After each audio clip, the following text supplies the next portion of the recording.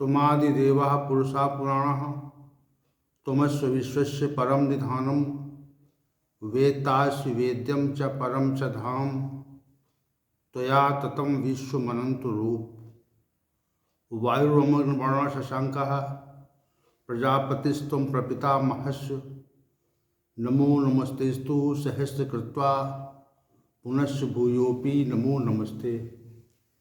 वसुदेवसुतं देवं कंसचाणूरमर्दनं देवकी परमानंदम श्रीकृष्णं वंदे जगद्गुरुं श्रीकृष्णं वंदे जगद्गुरुं। कृष्णाय वासुदेवाय हरे परमात्मने प्रणतक्लेशनाशाय गोविंदाय नमो नमः गोविंदाय नमो नमः। भगवान श्री गोविंद की अतिशय कृपा से यह भगवत गीता का विशिष्ट ज्ञान सत्र नित्य संचालित होता है और भगवान श्री गोविंद यहाँ इस ज्ञान सत्र में उपस्थित होकर के हम सभी को गीता ज्ञान ग्रहण करने की प्रेरणा देते हैं, क्योंकि प्रेरणा चेतन तत्व के द्वारा होती है और जड़ तत्व में प्रेरणा रूपी गुण नहीं है। जो भगवान श्री गोविंद का चेतन तत्व है वह जब श्री गोविंद की ओर उन्मुख हो जाता है तब हम श्री भगवान गोविंद की ओर आगे बढ़ने का प्रयास करते हैं। और जब तक हमारा चेतन तत्व श्री भगवान की ओर उन्मुख नहीं होता तब तक जो ये क्षेत्र रूपी जड़ तत्व है, यह क्षेत्र रूपी जड़ तत्व निरंतर जड़ तत्वों में ही आनंद का आभास करता है। संसार में जो कुछ भी है वह सब कुछ जड़ है। और ये विशिष्ट बात यह है कि हम जड़ तत्वों में ही आनंद का आभास करने का प्रयास करते हैं और उसमें ही आसक्त हो जाते हैं। ये विशेष बात है कि हम सभी लोग संसार में जो कुछ भी धन है, पद है, प्रतिष्ठा है, ऐश्वर्य है, ख्याति है, भोग है, जो कुछ भी है वह जड़ स्वरूप है। और इसलिए जड़ तत्वों में जब हमारी लिप्तता हो जाती है तो हम चेतन तत्व की ओर आकर्षित होना समाप्त कर देते हैं। और जीवन पर्यंत जो ये जीवन मिला हुआ है इसका एक विशिष्ट उद्देश्य है। ये ऐसे नहीं मिला हुआ, इसके ऐसे ही मिले जाने की आशा नहीं है। यह एक निश्चित उद्देश्य को लेकर के प्रकट हुआ है। जैसे जन्म के पूर्व हम अव्यक्त थे और मृत्यु के पश्चात भी अव्यक्त होने वाले हैं। यानी जन्म के पहले भी हम नहीं दिखाई पड़ रहे थे और मृत्यु के पश्चात भी हम नहीं दिखाई पड़ेंगे। तो ये जो मध्य काल है जिसमें हम प्रतीत होते हैं, व्यक्त मध्यानि, व्यक्त में मध्य में व्यक्त होते हैं, तो इस मध्य में व्यक्त होने का एक उद्देश्य है, ऐसे नहीं व्यक्त है। तो हम सभी भगवत गीता के 13वें अध्याय क्षेत्र क्षेत्रज्ञ विभाग योग पर चर्चा का श्रवण कर रहे हैं और हम भगवान श्री गोविंद से ये प्रार्थना करेंगे कि वह हमें और सभी उपस्थित महानुभावों को अपना आशीर्वचन प्रदान करें ताकि हम भगवत गीता ज्ञान की चर्चा को आपके समक्ष प्रस्तुत कर सकें। तो कल का जो सत्र था वह 8वें श्लोक पर समाप्त हुआ था। 8वें श्लोक पर समाप्त हुआ था और आज का जो सत्र है वह 9वें श्लोक की ओर 9वें श्लोक पर हम केंद्रित करेंगे। तो विगत दिनों में ज्ञान के अनेक साधनों का वर्णन हुआ। उसमें 7वें श्लोक के 5 और 4 9 साधन और 8वें श्लोक के 3 साधन, यानी 12 साधनों का निरूपण अब तक हो चुका है। ज्ञान के 12 साधनों का निरूपण अब तक हो चुका है और आज हम 13वें साधन की ओर बढ़ेंगे। ज्ञान के 13वें साधन की ओर बढ़ेंगे और आज की जो चर्चा है श्लोक संख्या 9 पर आधारित होगी। श्री भगवान ने कहा, आसक्ति ही अनभिस्वंगः पुत्र दार ग्रहा गृहादिषु नित्यम चा समचित्तत्व इष्टानिष्टोपपत्तिषु। इसका अभिप्राय ये है कि पुत्र में, पत्नी में, आवास में, धन में आसक्ति का समापन हो जाए, अनासक्त हो जाए। हम अनासक्त भाव से रहें और उसमें उनके प्रति ममत्व का भाव न रहे। और दूसरी बात, प्रिय और अप्रिय, इष्ट और अनिष्ट, जो हमारे अनुकूल लोग हैं उनके प्रति और जो प्रतिकूल लोग हैं उनका अगर संयोग हो जाए तो प्रिय के प्रति भी, प्रिय का संयोग होने पर भी और अप्रिय का संयोग होने पर चित्त में विकार न आए, चित्त की सम अवस्था रहे। तो इसमें 2 चीज़ें हैं, 2 बातें हैं। एक जो 9वें श्लोक के उत्तरार्ध भाग में श्री भगवान ने आसक्ति अनविस्वंगा पुत्र दार गृहदिषु, पुत्र, पत्नी, ग्रह, धन आदि के प्रति अनासक्त भाव और उसमें ममत्व भाव का न होना, 2 चीज़ें यहाँ पे हैं। एक तो आसक्ति न रहे और उसमें ममत्व न रहे, ममता न रहे। तो ये एक साधन है। इस श्री भगवान के इस कथन पर, ज्ञान के साधन पर आज विचार करते हैं। तो श्री भगवान ने कहा कि पुत्र के प्रति आसक्ति ना रहे और उसमें ममता ना रहे।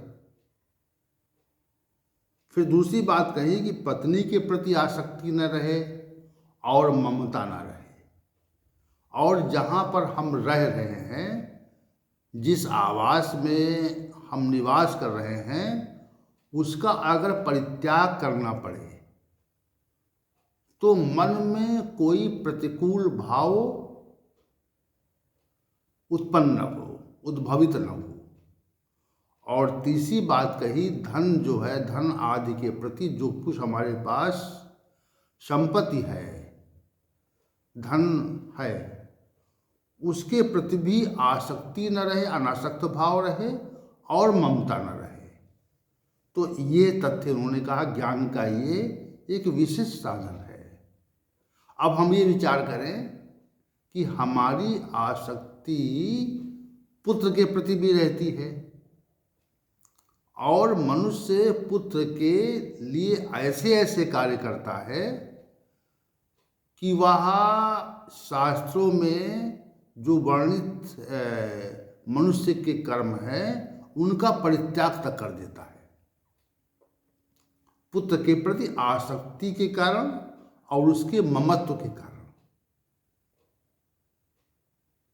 हम समाज में जो विकृत कर्म है, जो निकृष्ट कर्म है, वह भी अपने पुत्र के लिए करते हैं और उससे इतनी ममता करते हैं, इतनी आसक्ति लगा लेते हैं कि वह यदि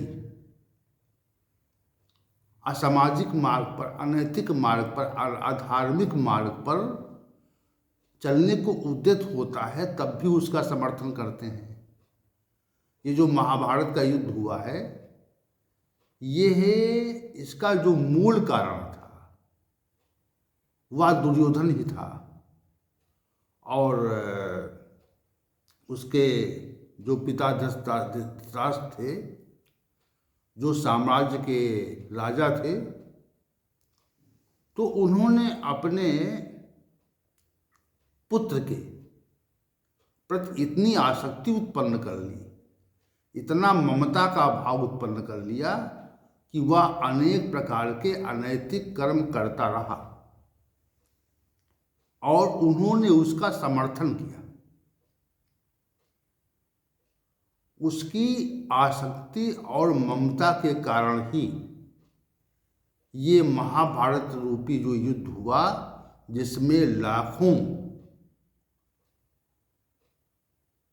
लोग मारे गए, लाखों पशु मारे गए, लाखों शूरवीर योद्धा मारे गए, यानी उस स्थान की जो पृथ्वी थी वह रक्त से लाल हो गई।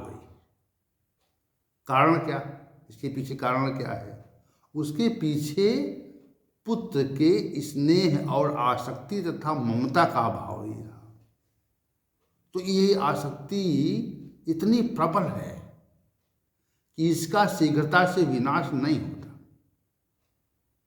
इसलिए श्री भगवान को कहना पड़ा कि यदि हम जिस महाभारत युद्ध में श्री भगवान और अर्जुन उपस्थित हैं और उस युद्ध को संचालित करना चाह रहे हैं, उसको प्रेरित करना चाह रहे हैं, तो श्री भगवान का ये भी उपदेश है कि जैसे दुर्योधन की ममता और आसक्ति में बंधकर, आसक्त होकर के, और आज ये महाभारत का युद्ध आरंभ हो रहा है, वैसी आसक्ति और ममता मनुष्य के लिए बाधा होती है और सर्वत्र संसार के विनाश का कारण भी बनती है।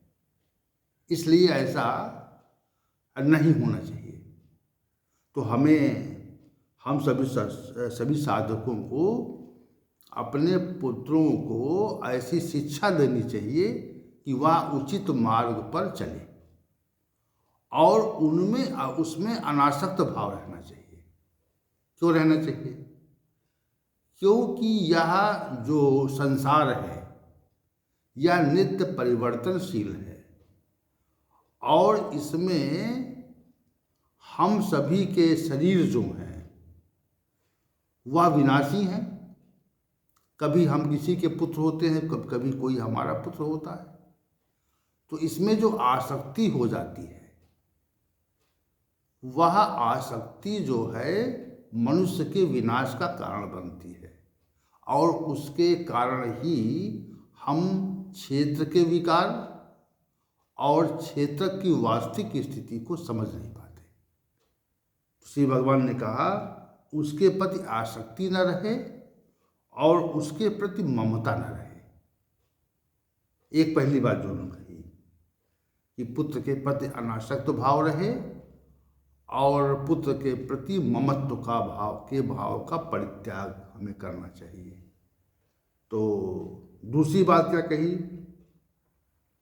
जो पत्नी है उसके प्रति भी ममता और अनासक्त भाव रहे। ये जो कथन है ये व्यवहारिक दृष्टि से बहुत कठिन प्रतीत होता है, लेकिन सत्यता के नितांत समीप भी है। हम जब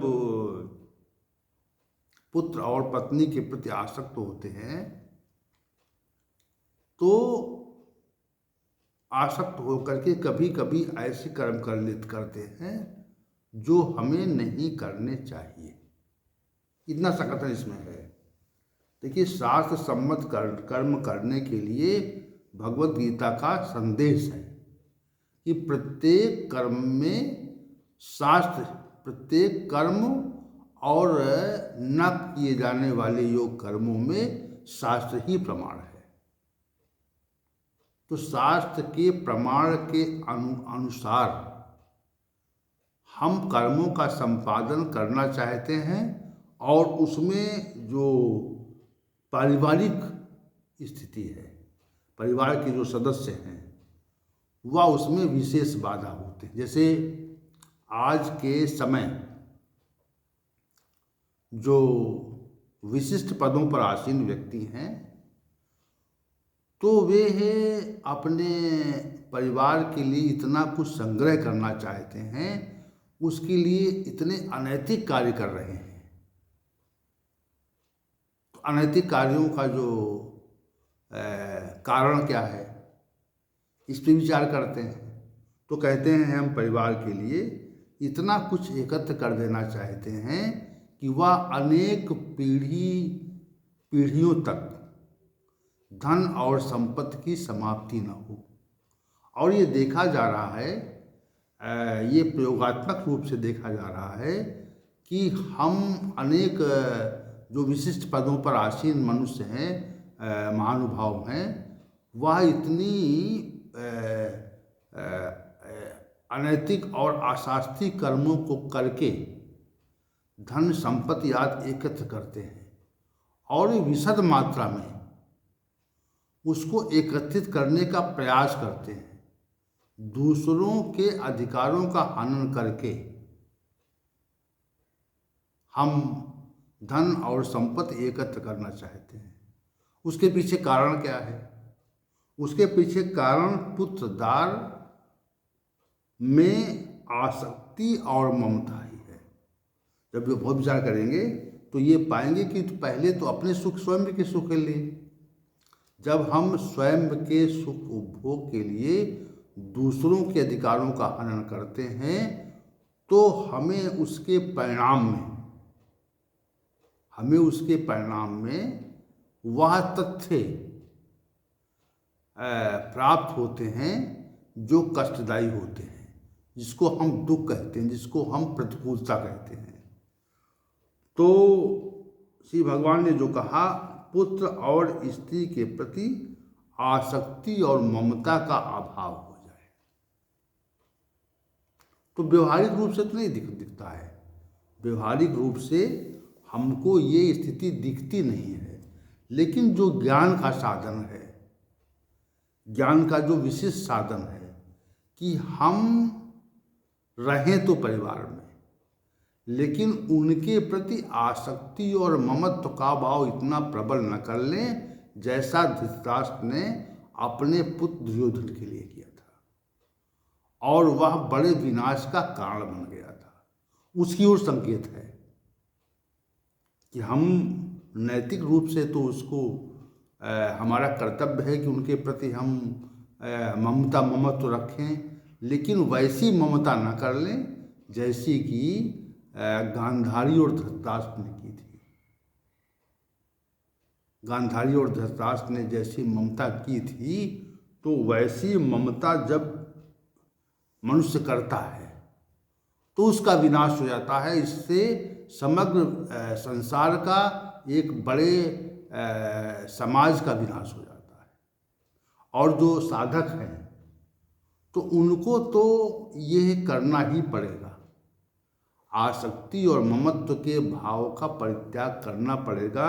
अब ये साधक विचार करें कि हम अपने पुत्र और पत्नी के प्रति कितना आसक्त हैं, कितनी ममता है और कितनी आसक्ति है, और उस आसक्ति के कारण कोई ऐसा कार्य तो नहीं कर रहे हैं जो हमें नहीं करना चाहिए। इतनी सी बात है, कोई ऐसा कार्य तो नहीं कर रहे हैं जो हमें नहीं करना चाहिए। ये तथ्य विशेष विशेष यहाँ पे इस तथ्य का निरूपण यहाँ विशेष है। तो श्री भगवान ने कहा कि फिर चौथी बात कही, तीसरी चौथी बात कही कि जहाँ पर रह रहे हैं उस आवास और जो हमारे पास संग्रहित वस्तुएं हैं धन और संपत्ति के रूप में, उनमें भी ममता और आसक्ति का अभाव हो जाए। ऐसा भी व्यवहारिक दृष्टि से कठिन प्रतीत होता है, लेकिन इसमें अगर बहुत ही विचार करते हैं जब, तो हम ये पाते हैं कि जिस धन और संपत्ति आदि के प्रति हम बहुत ही ममत्व और आसक्ति का भाव रखते हैं, वह अंततः विनाश, उसका विनाश देखा जाता है। अवैधानिक रूप से, अनैतिक रूप से संगृहित किया गया धन और संपत्ति अंत में विनाशी प्रकृति का हो जाता है। उसका विनाश होना निश्चित है, या तो हम विनिष्ट हो जाएंगे, और कभी कभी वह धन संपत्ति में ममत्व का भाव ही हमारे विनाश का कारण बनता है। अब जो एक बहुत विशिष्ट बात कही, जो अपना आवास है जहाँ घर में रह रहे हैं हम, उसके प्रति भी अनासक्त और ममता का भाव न रहे,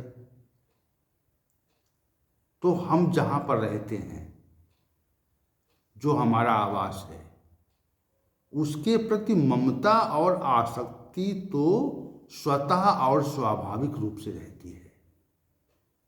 इसमें विचार करेंगे तो ये पाएंगे कि उसके प्रति तो जो आसक्ति है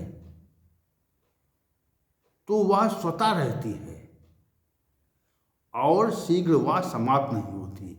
हम अपने आवास को इतना सुसज्जित करना चाहते हैं, इतनी विलासितापूर्ण वस्तुओं के संग्रह से उसमें इतनी सुखप्रदता लाना चाहते हैं कि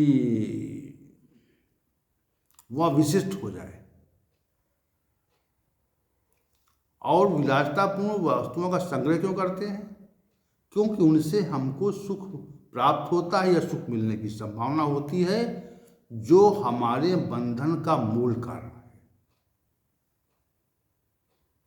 हमें यदि किसी कारण अपना आवास छोड़ना पड़े तो मन में एक भाव होता है कि हमारे अंदर जो विचलन का भाव होता है, हम विचलित होते हैं, कष्ट होता है। और दूसरी चीज़ ये है कि हम अपने आवास में आकर के ही सुख का आभास करते हैं, आनंद का आभास करते हैं, शांति का आभास करते हैं। तो ये आसक्ति और ममता के कारण ही होता है। इसका जो विशेष कथन श्री भगवान का है उस ओर है, इधर है कि हमारी मृत्यु निश्चित है, और मृत्यु निश्चित होने के कारण